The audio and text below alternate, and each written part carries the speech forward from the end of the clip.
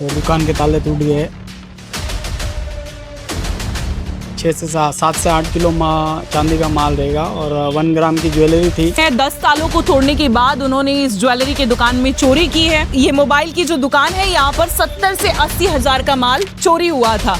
तारपत्री हमको ऐसा अंदेशा है कि तारपत्री डाल के किया है काम, क्योंकि दोनों तरफ से तारपत्री लगी हुई है और उसको बाद में आधी आधी काट के लेके गए ऐसा। नमस्कार दर्शकों, मैं हूं आदित्य सिंह, मेरे साथ आप सभी देख रहे हैं नेशन नाउ 9। इस वक्त मैं नालासोपारा पूर्व के मोरेगांव परिसर में उपस्थित हूं। बता दें, आज सुबह जो खबर आई है, मोरेगांव के ज्वेलर्स की दुकान में बड़ी हाथ की सफाई की गई है और ना सिर्फ यहां पर 15 से 17 लाख का माल जो है इनका चोरी हुआ है, बल्कि यहां से जो सीसीटीवी फुटेज है वो भी चोरी कर लेकर चला गया। यानी वो सबूत मिटाने की पूरी कोशिश में था। फिलहाल क्राइम ब्रांच की टीम जो है वो जांच करेगी, बाकी चीजें जो है वो निश्चित ही सामने आएगी। बात करेंगे दुकान मालिक से, जानेंगे कि क्या मसला है, क्या कहेंगे। आप लोग तकरीबन 15 साल से यहाँ पर व्यापार कर रहे हैं? हाँ जी, 15 साल से व्यापार कर रहे हैं। ये पहली दफा हुआ है? पहली दफा हुआ है। आपको कब जानकारी मिली, कैसे क्या? सुबह 7 बजे पता चला, तो दुकान के ताले टूट गए। फ्रेंड का फोन आया था, फिर आके चेक किया तो उन्होंने तिजोरी को भी खोलने की कोशिश की।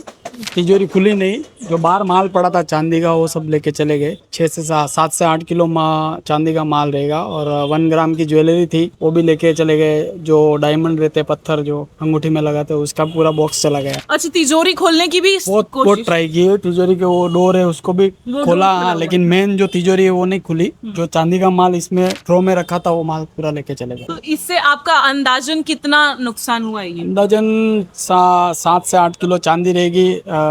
2 से 2.5 लाख रुपए के खड़े रहेंगे। 1.5-2 लाख रुपए का 1 ग्राम ज्वेलरी रहेंगी। कल ही 40 हजार के 1 ग्राम ज्वेलरी के माल खरीदा था। जो 1 ग्राम जो बेंटेक्स में आते हैं 1 ग्राम पुलिस वाले, अच्छा, उसका भी माल चोरी हुआ है। वो भी कल ही खरीदी की 30-40 हजार रुपए की। और पहले का जो माल पड़ा था वो भी था उसमें, और सिल्वर की 3-4 वॉचेस थी और भी बहुत कुछ था।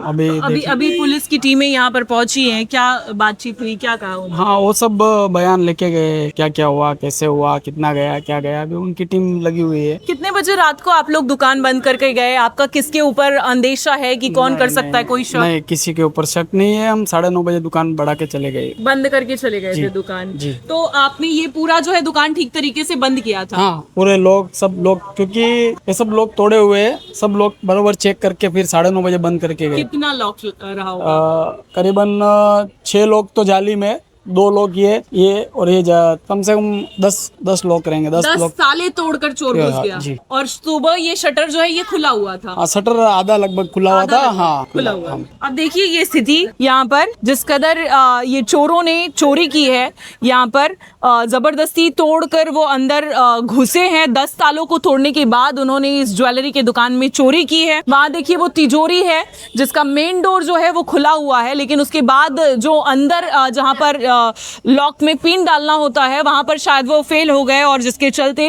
लॉकर नहीं खोल पाए वो। लेकिन अभी भी जो नुकसान हुआ है वो काफी बड़ा है। कैसे भरपाई होगी ये देखना होगा। इसी के साथ साथ एक महत्वपूर्ण बात, इसी दुकान के बगल में 15 दिन पहले चोरी हुई थी। यहाँ पर भी ये मोबाइल की जो दुकान है, यहाँ पर 70 से 80 हजार का माल चोरी हुआ था। हालांकि वो चरसी लोग थे, शराबी लोग थे। उनमें जो सीसीटीवी फुटेज में रिकॉर्ड हुआ है उनमें 3 लोग थे, जिनमें से एक लोग पुलिस की गिरफ्त में आ चुका है और 2 लोग अभी चंगुल से बाहर हैं। लेकिन अभी ये जो हादसा हुआ है बगल में ही ज्वेलरी की दुकान पर, ये बहुत बड़ा हादसा है। निश्चित ही ये किसी मंझे हुए खिलाड़ी का काम है जो कई दिन से शायद रेकी कर रहा होगा, ये भी हो सकता है। ये देखिए यहाँ पर ये जो आप देख रहे हैं, ये तालपत्री बांधकर यहाँ पर कल लोग बैठे हुए थे। यहाँ के लोगों का कहना है कि तालपत्री बांधकर वो लोग बैठे हुए थे क्योंकि बरसात हो रही थी। ऐसे में लोगों ने समझा कि वो लोग आश्रय लेकर बैठे हुए हैं।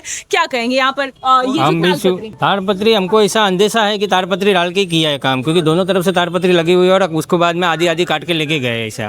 तो रात का बारिश का मौसम था और हम भी सब घर पे थे और 2 से 2:30 बजे के बीच में ये काम हुआ है। सुबह हमको भी संदेशा, वो 9 बजे हमको भी फोन आया तो हम तुरंत भाग के इधर आए। तब से हम लोग खड़े ही है इधर। कितनी चिंता का विषय हो गया है अब इस तरीके से? कितना खौफ? हम सब डरे हुए हैं क्योंकि ये आए दिन ये भाव बढ़ने के साथ में आए दिन ये सब घटना घटती जा रही है। इसके लिए कोई प्रशासन हमारे लिए थोड़ा मदद करे तो हमारे लिए बहुत अच्छा होगा। कभी ज्वेलरी वालों पर हमला हो जाता है, कभी कंगन चोरी हो जाता है, कभी दिन दहाड़े बहुत कुछ ये सब सुनने में आ रहा है। इसके लिए हमको तो एकदम धंधा करने में भी डर लग रहा है। इससे बहुत परेशानी हो रही है। प्रशासन से यही मांग है कि थोड़ा सा हमारे पे ध्यान देंगे तो आगे ये सब घटनाएं नहीं घटेगी। बढ़ती सोने की कीमत के साथ में, बढ़ती गहनों की कीमत के साथ में एक ज्वेलर्स जो है वो अपनी जान को हथेली में लेकर काम कर रहा है और व्यापार कर रहा है। अब निश्चित तौर पर उनकी जो है प्रशासन से गुहार है कि इन्हें मदद किया जाए। अगर इसी तरीके से चलता रहा, पिछली कई घटनाओं को अगर गौर किया जाए कि वसई विरार में जिस तरीके से ज्वेलर्स के व्यापारियों पर जिस तरीके से अटैक हुआ हो या फिर